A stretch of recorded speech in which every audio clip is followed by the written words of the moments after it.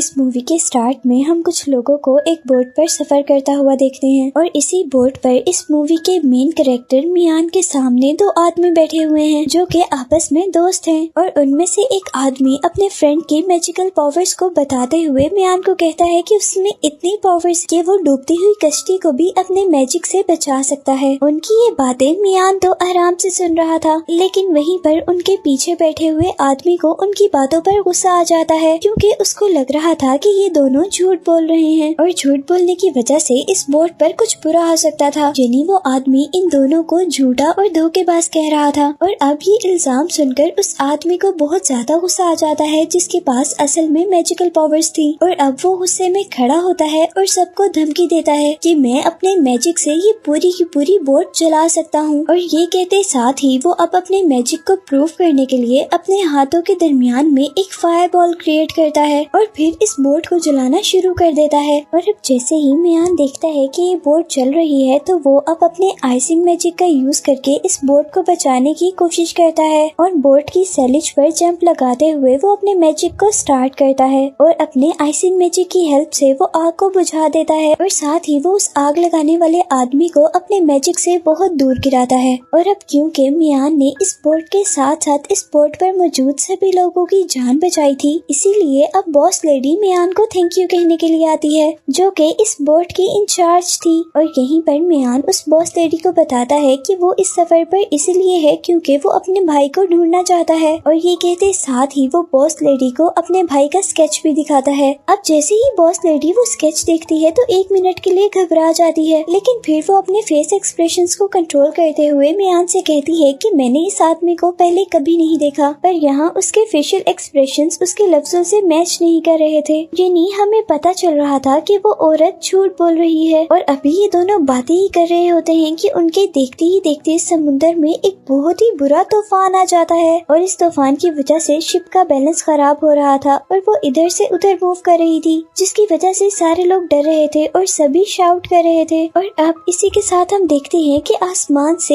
एक lightning ball उस ship के करीब आ रही है और जैसे ही वो फायर बॉल शिप के करीब आती है तो वो एक फेरी के तौर पर अपेयर होती है। वो फेरी सबसे अपने आप को यॉन के तौर पर इंट्रोड्यूस करवाती है, यानी उसका नाम यॉन है। और यहाँ शिप पर वो लोगों को कहती है कि मैं तुम्हारी हेल्प करने के लिए आई हूँ और वो सभी से कहती है कि अगर आप लोग इस तूफान से बचना चाहते हैं तो आप लोग हमारे आइलैंड पर रात गुजार सकते हैं। और क्योंकि सभी लोग तूफान से बहुत ज्यादा डरे हुए थे इसीलिए सभी लोग उसकी बात मान जाते हैं और अब फेरी आगे की तरफ उड़ती है और उन लोगों को गाइड करते हुए अपने आइलैंड पर ले जाती है। और फिर आखिर वो लोग इस तूफान से बचते हुए टर्टल आइलैंड पहुंचते हैं और इस आइलैंड में आने पर बहुत ही प्यारी प्यारी फेरीज इन लोगों का वेलकम करती हैं। और यहीं पर यॉन उन सब लोगों को बताती है कि हमारे मास्टर कुछ दिन के लिए यहाँ से कहीं गए हुए हैं और आप लोग जब तक चाहें यहाँ पर स्टे कर सकते हैं। और अब वो सभी लोग अपने सेवियर्स को यानी उन फेरीज को थैंक यू करते हैं अपनी जान बचाने के लिए, जहाँ उन सब लोगों के सामने एक बहुत ही ब्यूटीफुल फेरी कंटिन्यूसली डांस कर रही थी और सभी लोग अपने आप को इस आइलैंड पर सेफ फील कर रहे थे क्योंकि अभी उन्हें ये नहीं पता था कि उनके सामने कोई खतरा भी आने वाला है। और ये खतरा एक जायंट मॉन्स्टर था जो कि इस आइलैंड के पास समुद्र में रहा करता था और वो बहुत ही बेदर्दी से लोगों को खाया करता था। इस वक्त जब सभी लोग उस फेरी की परफॉर्मेंस से एंटरटेन हो रहे थे तभी मियान को इस फेरी में कोई इंटरेस्ट नहीं था क्योंकि वो यहाँ अपने भाई को ढूंढने आया था और उसे अपने भाई को ही ढूंढना था। और अब इसी काम के लिए वो उठकर फेरी यॉन के पास जाता है। मियान उस फेरी को अपने भाई का स्केच दिखाता है और यहाँ पर भी वही होता है जो बॉस लेडी के साथ हुआ था। यानी पहले तो यॉन यानी वो फेरी 1 मिनट के लिए घबरा जाती है और फिर वो अपने फेशियल एक्सप्रेशंस को कंट्रोल करते हुए उससे कहती है कि मैंने तो इस आदमी को कभी नहीं देखा।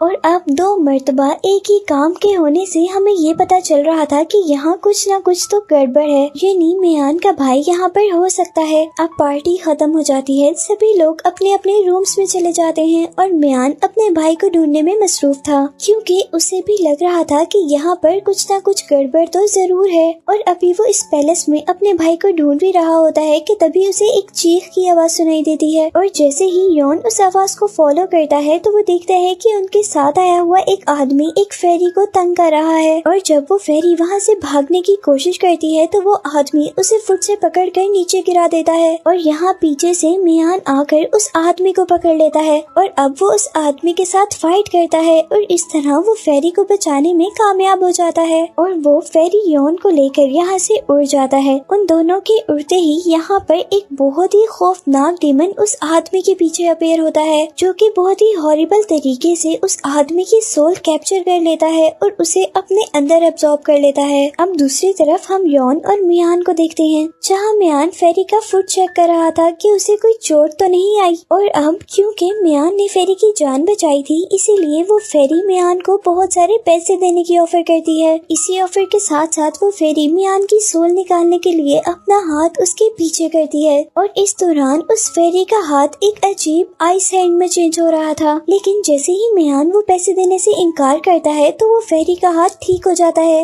यानी उसका हाथ नॉर्मल हो गया था और अब वो मियान की सोल नहीं निकाल रही थी। अब इसके बाद फेरी मियान को इससे भी ज्यादा कीमती चीजें ऑफर करती है और साथ ही एक और बार अपना हाथ मियान को मारने के लिए उसके पीछे करती है। लेकिन जैसे ही मियान उन सारी चीजों को लेने से इनकार कर देता है तो उस फेरी के दिल में भी रहम आ जाता है और वो अब मियान को जिंदा ही छोड़ देती है क्योंकि उसे मियान का दिल बहुत ही सच्चा और साफ लगा था और ऐसे मियान सेफली वहाँ से चला जाता है। अब दूसरी तरफ हम देखते हैं कि इन लोगों में से आए हुए एक आदमी को एक बहुत ही ब्यूटीफुल फेरी अपनी तरफ अट्रैक्ट करती है और वो आदमी उसकी ब्यूटी से इम्प्रेस होते हुए बहुत ही खुशी से उसके करीब जाता है और यहाँ ये फेरी बहुत ही बेदर्दी से उस आदमी की सोल कैप्चर कर लेती है क्योंकि उसे ये सोल अपने मास्टर को देनी थी। यहाँ जैसे हमने पहले देखा कि यॉन यानी वो फेरी मियान की सोल कैप्चर करने की कोशिश कर रही थी और उससे पहले एक ब्लैक डिमन ने एक आदमी की सोल कैप्चर की थी और यहाँ अब ये फेरी एक और आदमी की सोल कैप्चर कर रही थी और इससे हमें पता चला था कि ये आइलैंड उनके लिए कोई शेल्टर नहीं है बल्कि ये आइलैंड तो एक ट्रैप है और जो ये फेरीज यहाँ पर दिख रही हैं ये भी असल में फेरीज नहीं हैं बल्कि ये भी डीमंस हैं जो कि पहले लोगों को अपने ट्रैप में फंसाती हैं और फिर अपने मास्टर के लिए उनकी सोल्स कैप्चर करती हैं और लोगों की सोल लेने से उनके मास्टर डीमन की पावर बढ़ती है। अब मूवी के इस सीन में हम देखते हैं कि यॉन एक बीच के पास है और वहाँ पर एक मॉन्स्टर यॉन को मार रहा था क्योंकि यॉन ने मियान की सोल कैप्चर नहीं की थी। हालांकि उसके पास मियान की सोल कैप्चर करने का एक अच्छा मौका था और लकीली उसी दौरान वहाँ पर मियान अपने भाई को ढूंढते हुए आता है और मियान के आने से वो डीमन वहाँ से गायब हो जाता है और इस तरह यॉन यानी उस फेरी की जान बच जाती है वो भी मियान की वजह से। अब यहाँ पर उस मॉन्स्टर के अटैक की वजह से यॉन की पावर बहुत ज्यादा कम हो गई थी इसीलिए मियान उसके अंदर अपनी पावर ट्रांसफर करता है। अब नेक्स्ट मॉर्निंग हम देखते हैं कि मियान का फ्रेंड जल्दी में उसे जगाने आता है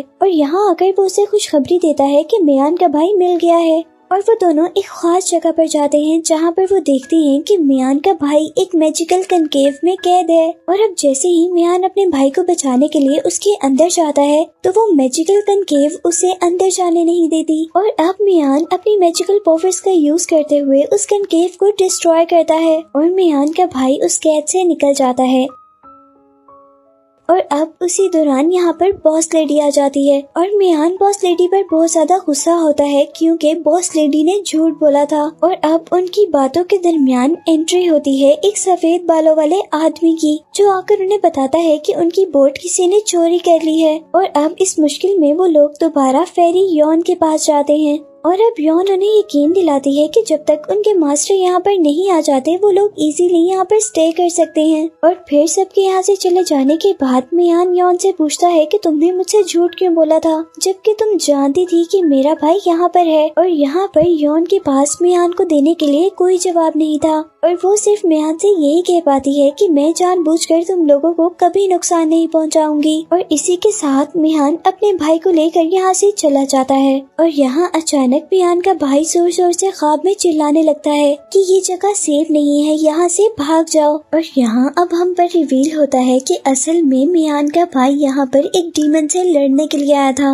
लेकिन क्योंकि जल्द ही वो डीमन से हार गया था, इसीलिए डीमन ने उसे यहाँ पर कैद कर लिया। और अब वो लड़का जल्दी से अपने बेड से उठता है और बाहर की तरफ भागना शुरू कर देता है। यहाँ पर अब उस लड़के के पास एक और फेरी आती है और वो उसकी हेल्प करने के बजाय उसे फाइट करना शुरू कर देती है। और अब वो फेरी फाइट के दौरान मियान के भाई का माइंड कंट्रोल कर लेती है और उसी दौरान अब मियान भी वहाँ पर आ जाता है। लेकिन इससे पहले कि अब मियान कुछ करता, यहाँ पर एक सफेद बालों वाला आदमी आकर उसके भाई को बचाता है। और अब इसके बाद वो लोग उस लड़के को उसके रूम में वापस ले जाते हैं और यहाँ पर वो सफेद बालों वाला आदमी उस लड़के की एनर्जी अपने अंदर एब्सॉर्ब कर लेता है। और अब दूसरी तरफ हम बॉस लेडी को देखते हैं जो कि एक अजीब और खौफनाक केव के अंदर जाती है। और यहाँ बॉस लेडी के सामने वो ब्लैक डेमन अपीयर होता है, जहाँ हमें पता चलता है कि वो बॉस लेडी भी ब्लैक डेमन के लिए काम करती है। और अब ब्लैक डेमन उसे एक पोशन देते हुए एक काम कहता है जिसमें उसे मियान और उसके भाई को इस केव तक लेकर आना था। और यहीं पर अब दोबारा हमें मियान और उसके भाई को दिखाया जाता है, जहाँ मियान के भाई को होश आ गया था, लेकिन यहाँ पर वो काफी अजीबोगरीब बिहेव कर रहा था।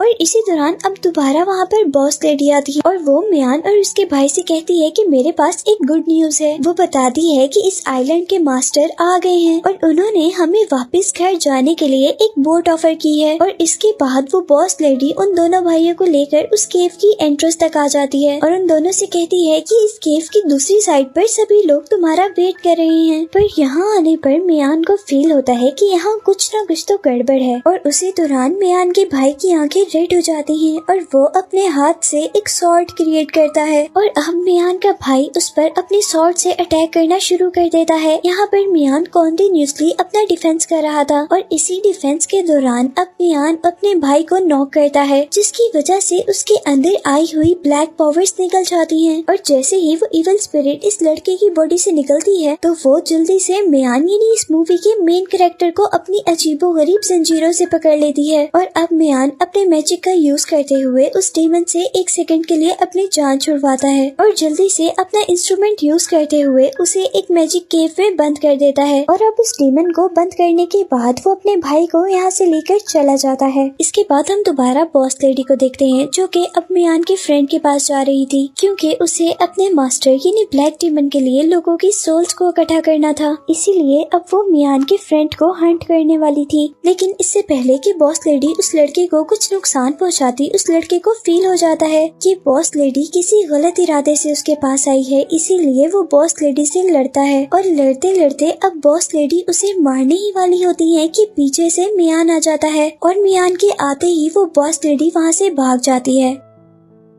और अब मियान बॉस लेडी के पीछे जाता है। मियान अब बॉस लेडी को पकड़कर उससे लड़ रहा था और अब बॉस लेडी को मारते मारते मियान बॉस लेडी को बोट की सैलिज पर उल्टा लटका देता है और उल्टा लटकने की वजह से उस लेडी के सर पर रखा हुआ पोशन लिक्विड का एक जार नीचे गिर जाता है और उस पोशन के पानी में गिरने से एक बहुत ही बड़ा सी मॉन्स्टर, एक टर्टल बाहर निकलता है। और वो टर्टल पानी से निकलते ही सबसे पहले बॉस लेडी को एक ही बाइट में खा जाता है। और अब वो टर्टल इसी काम के लिए मियान की तरफ बढ़ रहा था और मियान पीछे की तरफ भाग रहा था। और अब यहाँ पर मियान को बचाने के लिए एंट्री होती है उस फेरी की। वो फेरी यॉन को बचाने के बाद अब उस टर्टल को मारने के लिए हवा में जंप करती है और वो हवा में ही अपने मैजिक का यूज करते हुए एक बो बनाती है और फिर एक फायर एरो से उस जायंट मॉन्स्टर पर अटैक करती है और इसीलिए वो सी मॉन्स्टर दर्द से गुर्राता है। अब यॉन जल्दी से उस मॉन्स्टर के ऊपर अपनी फायर स्ट्रिप से अटैक करती है, लेकिन वो मॉन्स्टर उसकी वो फायर स्ट्रिप्स खाते हुए उस पर अटैक करने लगता है।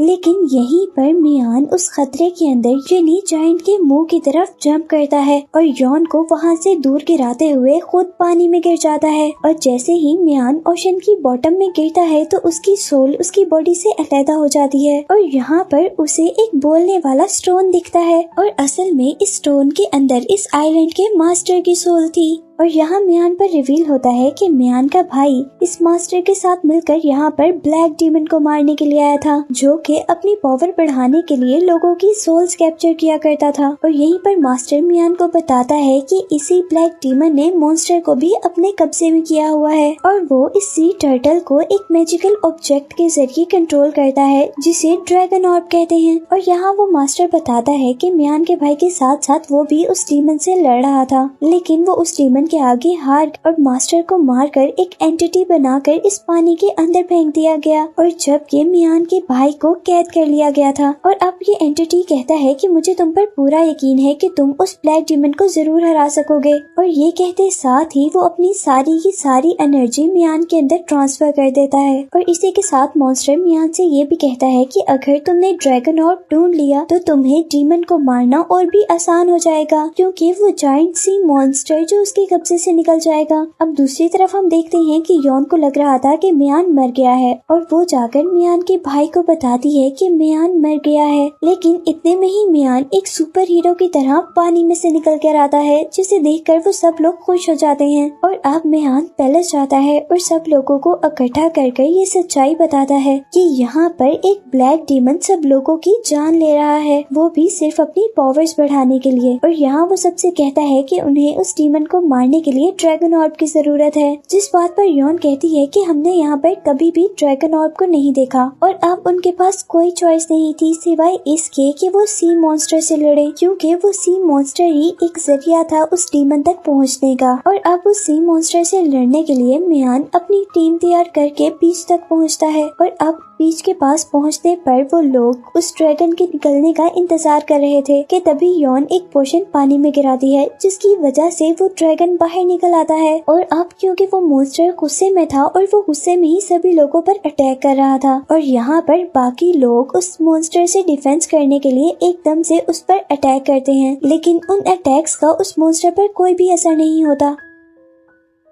और अब यहाँ पर मियान अपने मैजिकल इंस्ट्रूमेंट की हेल्प से उस टर्टल को दूर करने की कोशिश करता है और वो उस टर्टल को कैद करने में कामयाब भी हो जाता है। और ऐसे यहाँ पर सबको 1 मिनट के लिए लगता है कि उन्होंने उस सी टर्टल को हरा दिया है, लेकिन ऐसा कुछ भी नहीं होता। वो सी टर्टल 1 मिनट में ही उस सारी सील को तोड़ लेता है और अब यहाँ पर वो जायंट टर्टल पूरा का पूरा लोगों को खा रहा था और बाकी सब लोग उस पर अटैक कर रहे थे, लेकिन इन अटैक्स का उस पर कोई भी इफेक्ट नहीं था। इसीलिए अब मियान जंप करता है और उस टर्टल के ऊपर चला जाता है, लेकिन वो सी टर्टल मियान से कई गुना ज्यादा पावरफुल था और वो अपना डिफेंस करते हुए मियान को बहुत दूर फेंकता है। और जब उनके साथ एक सफेद बालों वाला आदमी ये देखता है कि मियान ये फाइट हार रहा है, तो वो मियान से कहता है कि वो अपना मैजिकल इंस्ट्रूमेंट उसे दे दे, ताकि वो सफेद बालों वाला आदमी उस मैजिक से टर्टल को कंट्रोल करे और मियान उस ड्रैगन यानी उस टर्टल पर अटैक करे। और इस तरह ये टीम वर्क करने से वो लोग जीत सकते थे। लेकिन जैसे ही मियान वो इंस्ट्रूमेंट दूसरे आदमी की हैंड ओवर करता है, तो उस इंस्ट्रूमेंट के लेते ही उस आदमी की आईज ब्लैक होना शुरू हो जाती हैं और यहाँ पर मियान को एहसास होता है कि वो एक ट्रैप में आ गया है। और यहाँ हम पर रिवील होता है कि वो सफेद बालों वाला आदमी जो उनके साथ दोस्त बनकर रह रहा था, वही असल में ब्लैक डीमन था और ये शक्ल उसकी एक इंसानी शक्ल थी। और यहाँ पर अब उस आदमी और मियान के दरमियान में फाइट होती है, लेकिन अब यहाँ पर मियान की अपनी और उस मास्टर की दी हुई पावर से ज्यादा डीमंस की पावर थी और इसीलिए डीमन उसे हरा रहा था। यहाँ पर हम देखते हैं कि वो डीमन अपने असली रूप में आते हुए उस ड्रैगन के ऊपर चढ़ जाता है और यहाँ पर वो डीमन मान जाता है कि हाँ, मैं ही सबकी सोल्स कैप्चर करता हूँ अपनी ताकत बढ़ाने के लिए। यहाँ पर हम देखते हैं कि मियान का भाई और वो फेरी यॉन तीनों मिलकर उस डीमन और उस मॉन्स्टर से लड़ रहे थे, लेकिन उस मॉन्स्टर और डीमन की पावर बहुत ज्यादा थी और फिर वो तीनों अपनी पावर्स को कंबाइन करते हैं और अपने ऊपर एक शील्ड बना लेते हैं, क्योंकि वो जायंट टर्टल हर चीज को अपने अंदर इनगल्फ कर रहा था। और तभी वो सी मॉन्स्टर अपनी सारी पावर को कलेक्ट करता है और उनकी उस शील्ड को तोड़ देता है, जिसकी वजह से वो तीनों बहुत दूर जाकर गिरते हैं। और अब वो मॉन्स्टर हर चीज को अपने मुंह के अंदर इनगल्फ करने की कोशिश कर रहा था और अब यहाँ पर मियान और मियान का भाई उसका शिकार बनने वाले थे कि यहीं पर वो फेरी यॉन अपनी मैजिकल स्ट्रिप से उनको बचा लेती है और यहीं पर वो फेरी एक सेकंड के लिए उस ड्रैगन को भी कंट्रोल कर लेती है, जहाँ पर मियान नोटिस करता है कि वो ड्रैगन ऑर्ब उस टर्टल की आंख में है, जिसकी हेल्प से उस ब्लैक डीमन ने उस टर्टल को कंट्रोल किया हुआ है। और अब मियान उस टर्टल की आई की तरफ जंप करता है उस ड्रैगन ऑर्ब को तोड़ने के लिए, लेकिन उसी दौरान वो डीमन उसके हमले के दरमियान में आ जाता है, जिसका मुकाबला फेरी करती है। और ऐसे मियान उस ड्रैगन ऑर्ब को तोड़कर उस मॉन्स्टर को उस डीमन के कब्जे से आजाद करवा लेता है। और यहाँ फेरी और डीमन की लड़ाई में डीमन फेरी को बहुत जोर से मारता है, जिसकी वजह से फेरी के मुंह से ब्लड निकलता है। और यहीं पर जायंट टर्टल, जो कि ब्लैक डीमन के कब्जे में था, क्योंकि अब उसके कब्जे से निकल गया था, इसीलिए वो ब्लैक डीमन को ही खा लेता है।